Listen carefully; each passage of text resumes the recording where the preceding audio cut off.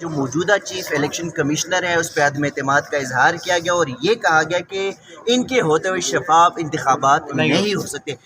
آپ کیسے دیکھتے ہیں اس پریس ریلیز کو، اس عدم اعتماد کو؟ یہ کوئی کنسپریٹوریل ہاتھ ہے، اس میں باقاعدہ ایک پیچھے سوچ ہے. دیکھنے دے موبائل جو حاصل کرنا چاہتے ہیں اس سے، اور وہ اپنے لیے نہیں، یہ وائکیریس ہے، وہ کسی کے لیے. وہ جو لاڈلا ہے، لاڈلا پلس، وہ اب الیکشن نہیں چاہتے. اب ان کو الیکشن، چاہے ان کا حریف جیل میں پڑا ہو رہے، وہ الیکشن، میاں صاحب اب الیکشن نہیں چاہتے.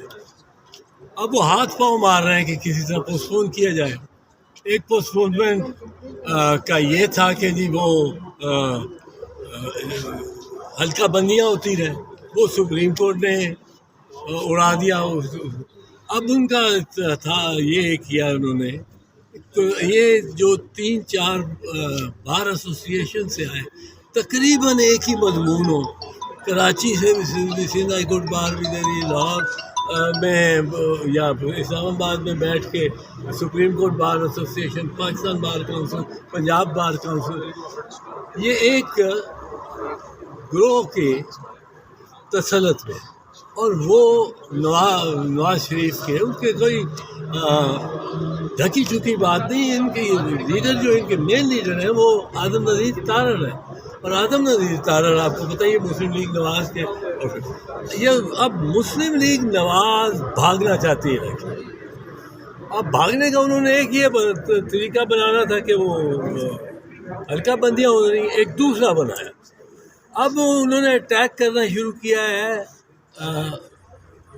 چیف الیکشن کمشنر پہ. اور اب چیف الیکشن کمشنر پہ شاید میرے سے پہلے کسی نے بھی نہیں اٹیک کیا. اور میں نے یہاں تک کہا ہے کہ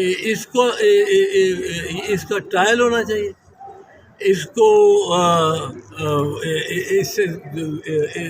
کو یہ مجرم ہے سارے اس ماحول کا، جس میں آئین 20 مرتبہ پامال ہوا ہے. 90 دنوں کے الیکشن میں پامال ہوا ہے. 90 دنوں میں کراؤ. کوئی انہوں نے خیبر پختونخوا اور پنجاب میں انلیگل حکومتیں صرف اس کی وجہ سے چلی ہیں. اس وقت یہ نون لیگ اس طرح آتی تھی اس کو ڈیفینڈ کرنے کے. اب اس نے کیا کیا کہ حافظ آباد کی کانسٹیچوئنسی، جو احسن بھون صاحب کا ضلع ہے اور آدم نذیر تارڑ صاحب کا ضلع ہے، آپ دیکھیں وہاں ایک سیٹ دی ہے تو جیلوں کو 2 سیٹیں دے دی اسی آبادی. یہ تو ان کا، وہ پنجابی میں کہتے ہیں، وہ چوری ہو جائے نا کوئی بیل کسی کا، تو وہ کھرے کے پیچھے جاتے ہیں. کھرا اس کے پاؤں کے نشان، یہ نشان پاؤں کا کھرا سیدھا آدم نذیر تارڑ اور پھر نواز شریف کو بات چلا. اب وہ الیکشن پوسٹپون کرانا چاہیے. لیکن میں ایک اور چیز بتا دوں، جو یہ لنڈن ڈیسیجن ہے، یہ لنڈن میں ڈیسیجنز ہو چکی ہوئی ہیں. لنڈن پلان نہیں تھا، لنڈن ایگریمنٹ تھی. لنڈن ایگریمنٹ یہ تھی کہ جو ڈیٹ میاں نواز شریف جائے گا اس دن الیکشن ہو. اب اوپر سے چیف جسٹس کہہ گئے ہیں کہ یہ پتھر پہ لکیر ہے. اب ان کا مسئلہ کیا ہے؟ ان کا مسئلہ یہ ہے کہ یہ ایک اور سٹیپ جانا چاہتے ہیں. یہ صرف چیف الیکشن کمشنر کو ہٹانا نہیں چاہتے. ہٹائیں گے لا محالہ اس سے کچھ تاخیر ہو جائے گی الیکشن. یہ چاہتے یہ ہے، یہ ان کی سوچ ہے کہ سپریم کورٹ کے نمبر 3 جج کو نکال کے، اس کو انہوں نے متنازع کیا ہوا ہے اپنی طرف سے کہ جی وہ مانیٹرنگ جج تھا، اور اس کو نکال کے باقی جو سینئر ججز ہیں یا سینئر پیونی جج ہیں، اس کو چیف الیکشن کمیشنر لگا لیں. جج ہوتے ہوئے چیف الیکشن کمشنر وہ بن سکتا ہے، اٹس این ایڈیشنل ڈیوٹی.